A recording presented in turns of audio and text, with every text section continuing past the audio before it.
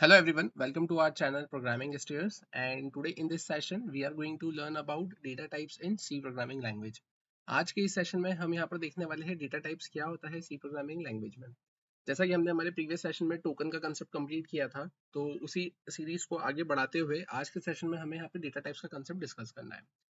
तो अगर हम बात करें यहाँ पे डेटा टाइप बेसिकली होता क्या है, तो as the name itself indicates, है ना, यहाँ पे जो नाम है ना, डेटा टाइप्स, ये अपने आप में ही क्या मीनिंग को रिप्रेजेंट कर रहा है कि डेटा का टाइप, है ना। Data type simply represents type of data या डेटा का टाइप, है ना, कि डेटा जो है मेरे पास में उसका क्या टाइप होगा या किस टाइप के डेटा से मैं यहाँ पर डील करूंगा।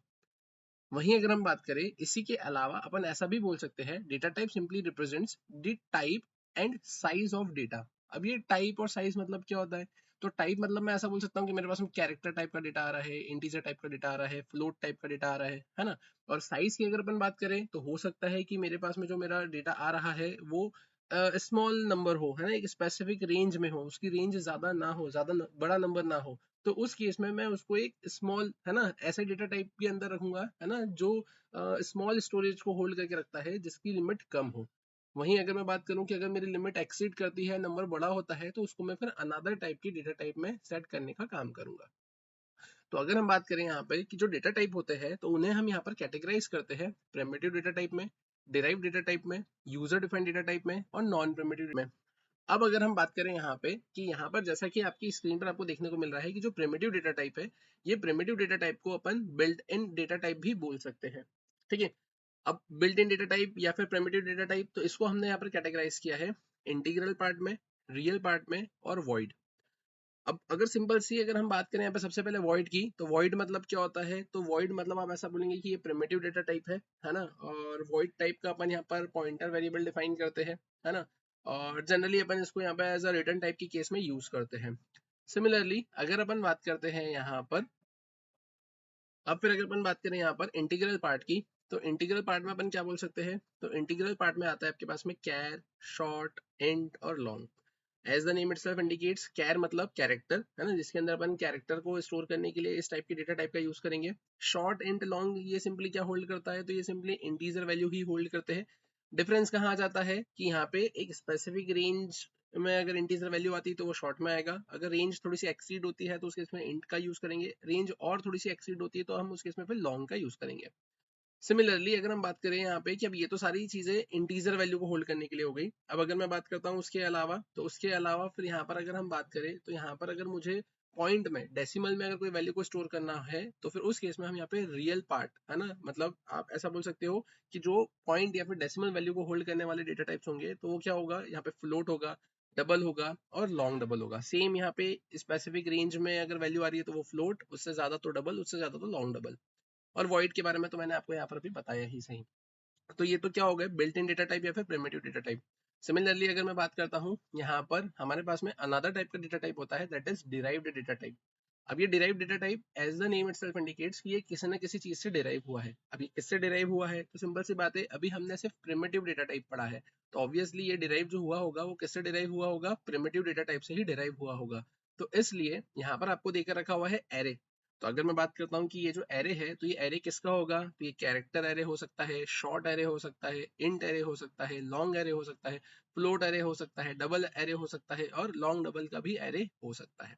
अब एरे क्या होता है, तो ये अपने आप में ही एक बड़ा सा टॉपिक है जो कि हम हमारे आने वाले सेशन में कवर अप करेंगे। सिमिलरली अगर हम बात करें उसके बाद में, तो उसके बाद में फिर आता है आपके पास में स्ट्रिंग। अब स्ट्रिंग क्या है, तो string is the sequence of characters, या इन शॉर्ट आप ऐसा बोल सकते हो कि अनदर नेम फॉर कैरेक्टर अरे। कैरेक्टर अरे को ही मैं क्या बोल सकता हूँ, यहाँ पर स्ट्रिंग बोल सकता हूँ। स्ट्रिंग भी अपने आप में एक अलग ही टॉपिक है ना, वो भी हम हमारे आने वाले सेशन में कवर अप करेंगे।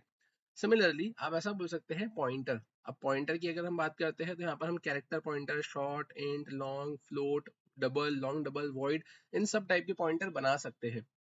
तो ये पॉइंटर भी अपने आप में एक अलग ही टॉपिक है जो कि हम हमारे आने वाले सेशन में कवर अप करेंगे। तो अगर कोई आपसे पूछता है डिराइव डेटा टाइप, तो ये डिराइव हुए है प्रिमिटिव डेटा टाइप से, that's why we can call it as a derive data type. यहाँ पर एरे, स्ट्रिंग और पॉइंटर इस डेटा टाइप में कैटेगराइज होते हैं। वहीं अगर हम बात करें इसके अलावा, तो इसके अलावा फिर आपके पास में आता है यूजर डिफाइंड डेटा टाइप। ये यूजर डिफाइंड डेटा टाइप क्या होता है? तो as the name itself indicates कि यहाँ पे जो यूजर जिसे डिफाइन करता है ना, तो अपनी नीड के हिसाब से वो यूजर डिफाइंड डेटा टाइप्स में आते हैं, जिसमें आता है आपके पास में एनम, स्ट्रक्चर, यूनियन। ये भी सब अपने आप में टॉपिक है, ये हम हमारे आने वाले सेशन में कवर अप करेंगे। सिमिलरली अगर मैं बात करता हूँ, यहाँ पर ये जो बड़ा सर्कल आपको दिख रहा है, तो ये सारे डेटा टाइप्स हम हमारे आने वाले सेशन में कवर अप करेंगे। वहीं अगर हम बात करते हैं नॉन प्रिमिटिव डेटा टाइप की, जिसमें अपन बोलते हैं यहाँ पे लीनियर डेटा टाइप और नॉन लीनियर डेटा टाइप आता है। लीनियर के केस में आपके पास में स्टैक और क्यू आता है, नॉन लीनियर के केस में ट्री और ग्राफ आता है। ये डेटा टाइप आप जनरली डेटा स्ट्रक्चर वाले सब्जेक्ट में यहाँ पे कवर अप करते हैं, राइट। तो अगर हम बात करें हमें हमारे सी के सीरीज में कौन से डेटा टाइप से डील करना रहेगा, तो जो बिगर सर्कल में देकर रखे हुए हैं जो डेटा टाइप्स आपके पास में आ रहे हैं, तो इन सबसे अपन क्या करेंगे, यहाँ पर अपन डील करेंगे, राइट। चलते हैं हम आगे। तो जैसा कि आपकी स्क्रीन पे यहाँ पर आपको दिख रहा है कि यहाँ पर आपको कुछ साइज और रेंज देकर रखी हुई है, कि अगर हम बात करें इंटीग्रल पार्ट की, तो आप ऐसा बोल सकते हैं कि आपके जो डेटा टाइप्स है उसको हम कैटेगराइज करते हैं साइंड कैर, अनसाइंड कैर में। जिसकी जो बाइट्स होंगी वो 1 बाइट होती है, 1 बाइट मतलब 8 बिट्स होती है, ठीक है। अब इसकी रेंज क्या होगी, -128 से 127।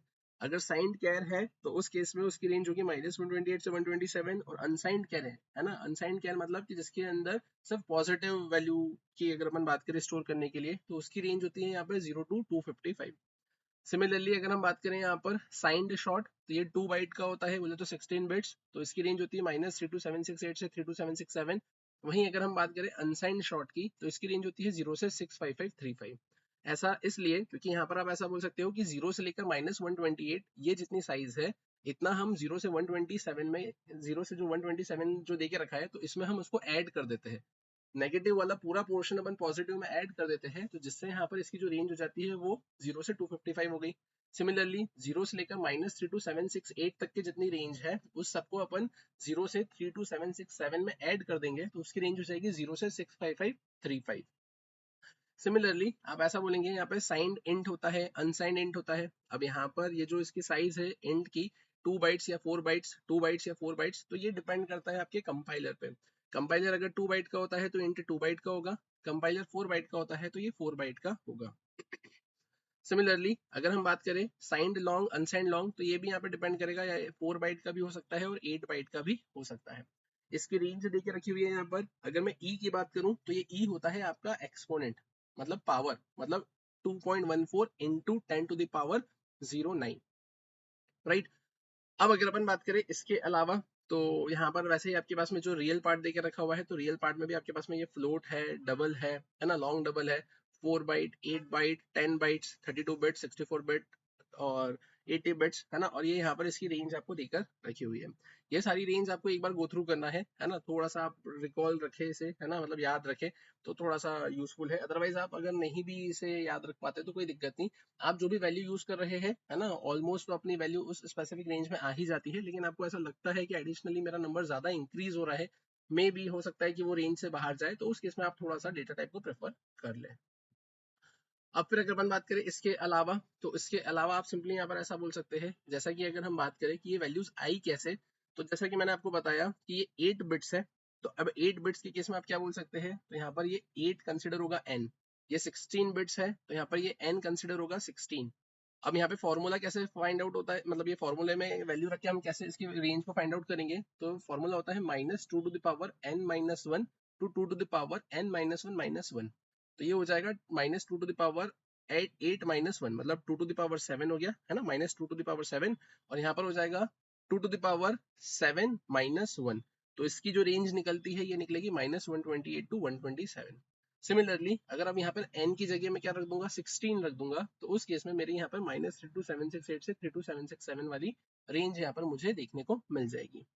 वहीं अगर मैं बात करूं कि 0 से 255 ये कैसे आया, तो जैसे कि मैंने अभी आपको बताया ना कि यहाँ पे 0 से 127 तो है, लेकिन -1 से लेकर यहाँ पे जो -128 तक की जो रेंज होगी, तो इस रेंज को हम इधर से कट करेंगे और इस रेंज को अपन इधर आगे जाकर क्या कर देंगे, एड ऑन कर देंगे, और आगे जाके अपन इसको इधर एड ऑन कर देंगे, तो उस केस में कितना हो जाएगा यहाँ पे 127 + 128, और उस केस में आपको कितना मिल जाएगा, यहाँ पर 255 मिल जाएगा, ठीक है। तो ये ऐसा देके रखा हुआ है। सिमिलरली अगर मैं बात करूं, तो यहाँ पर देके रखा हुआ है आपको कितना, ये ई क्या है आपका एक्सपोनेंट, तो इसका मतलब होता है मल्टीप्लाई बाय 10⁻9। राइट। तो कुछ इस अकॉर्डिंगली यहाँ पे ये वैल्यू क्या हुई है, कैलकुलेट हुई है। अगर हम प्रोग्रामिंग की बात करें तो प्रोग्रामिंग में ये जितने भी आपके पास में आपको डेटा टाइप्स देकर रखे हुए हैं, इन सबको हम रिप्रेजेंट करते हैं कुछ स्पेसिफिक फॉर्मेट स्पेसिफायर से। अब ये फॉर्मेट स्पेसिफायर क्या होते हैं, तो आप देखें यहाँ पे जैसा कि मैंने मेंशन करके रखा हुआ है, ये स्टार बोले तो फॉर्मेट स्पेसिफायर। तो साइंड कैर के केस में मैं परसेंट सी से उसको रिप्रेजेंट करता हूँ, अनसाइंड कैर में भी मैं परसेंट सी से ही रिप्रेजेंट करूंगा। साइंड शॉर्ट को परसेंट आई से, अनसाइंड शॉर्ट को परसेंट आई यू से, ठीक है। साइन इंट को परसेंट डी से, ठीक है। वहीं अगर अपन बात करें यहाँ पे अनसाइन इंट को परसेंट यू से, फिर अगर हम बात करें लॉन्ग को परसेंट एल डी, अनसाइन लॉन्ग को परसेंट एल यू से। वहीं अगर अपन बात करते हैं कि फ्लोट को परसेंट एफ से, डबल को परसेंट एल एफ से और लॉन्ग डबल को परसेंट कैपिटल एल एफ से अपन यहाँ पर क्या करते हैं, उसे रिप्रेजेंट करने का काम करते हैं। ये फॉर्मेट स्पेसिफायर करते क्या है, तो ये प्रिंट एफ के अंदर आपकी किसी भी वैल्यू को प्रिंट करवाने के लिए यूजफुल रहते हैं कि इन फॉर्मेट स्पेसिफायर की हेल्प से ही अपन वैल्यू को प्रिंट करवा सकते हैं। और वहीं अगर अपन बात करें तो आपके पास में फिर एक और कंसेप्ट आता है इसमें, एस्केप सीक्वेंस कैरेक्टर का। अब ये एस्केप सीक्वेंस कैरेक्टर में क्या है, तो आप ऐसा बोलेंगे बैकवर्ड स्लैश कैपिटल एन लिखा तो ये इनवैलिड है, फॉरवर्ड स्लैश कैपिटल एन भी इनवैलिड है, फॉरवर्ड स्लैश एन भी इनवैलिड है, एन भी इनवैलिड है। जो वैलिड है वो क्या है, बैकवर्ड स्लैश और स्मॉल एन ही आपका वैलिडेट है, वैलिड है। अब अगर अपन बात करें तो बैकवर्ड स्लैश एन क्या करता है, न्यू लाइन का काम करता है कि अगर आपने यहाँ पर ये बैकवर्ड स्लैश एन ऐसा लिखा है तो ये लाइन चेंज करने का काम करेगा। बैकवर्ड स्लैश टी बोले तो हॉरिजॉन्टल स्पेस, ये 8 कैरेक्टर की स्पेस देता है अगर आप आगे लिखते हैं तो, और बीच में लिखते हैं तो फिर वो डिपेंड करेगा कितने क्या स्पेस दे रहा है। डबल कोट्स के लिए मैं बैकवर्ड स्लैश डबल कोट्स का यूज करूंगा कि backward slash double quotes, backward slash double quotes लिखा है तो ये हेलो यूजर, यूजर को डबल कोट्स में प्रिंट कर देगा। सिमिलरली अगर सिंगल कोट्स लगाना है तो backward slash single quote use करूंगा तो ये सिंगल कोट में देगा। बैकवर्ड स्लैश अगर मैंने बी लिख दिया है तो ये बैक स्पेस का काम करेगा, मतलब इसके पहले के एक कैरेक्टर को हटा देगा तो आप देखेंगे आउटपुट में आपको क्या मिलेगा, हेलो यूज, आर यहाँ से हट चुका है।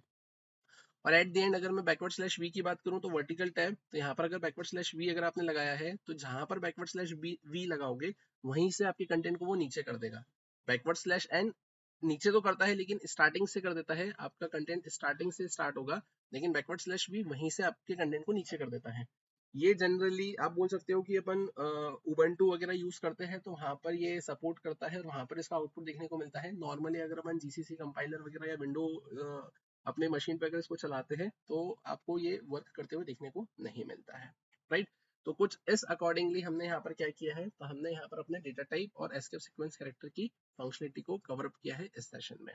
बाकी इसके आगे का कंटिन्यू करेंगे हम नेक्स्ट क्लास में।